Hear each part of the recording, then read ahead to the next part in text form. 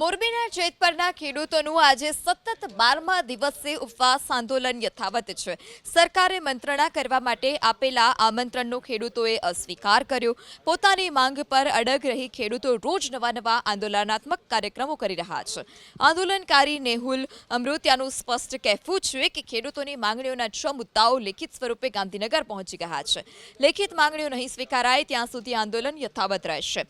ઉર્જા વિભાગ મુદ્દાઓ અંગે લેખિતમાં ખાતરી આપે ત્યારબાદ જ ચર્ચા કરવા માટે તૈયાર થઈશું। તો ખેડૂતોના આંદોલન સાથે જોડાયેલા રાજ્યમંત્રી કાંતિ અમૃતિયાના ભાઈ કાળુભાઈ અમૃતિયાએ સમગ્ર રાજ્યમાંથી સમર્થન મળ્યું હોવાનો દાવો કર્યો।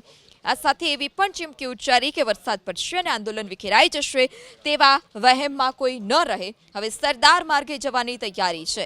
આજે કાળુભાઈ ના ભાઈ ભરતભાઈ પણ ઉપવાસ છાવણીમાં પહોંચીને ખેડૂતોના હિતમાં લડત લડવામાં આવતી હોવાનું કહીને તેઓએ સમર્થન આપ્યું।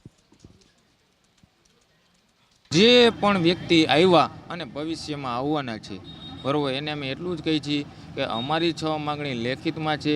એ 6 માગણીના સ્પષ્ટીકરણ લેખિતમાં અમને ઉર્જા વિભાગમાંથી આવશે તો જ આગળની ચર્ચા થશે। આમંત્રણ ઉપવાસ જ ચાલુ છે અને અમારા શરીરમાંથી જ્યાં સુધી જીવ ન નીકળી જાય ત્યાં સુધી અમે આમંત્રણ ઉપવાસ પર બેસવાના છીએ। અને અસંખ્ય લોકોના ગુજરાતમાંથી ફોન આવે છે કે અમારે પણ તમારી સાથે આમંત્રણ ઉપવાસ પર જોડાવવું છે।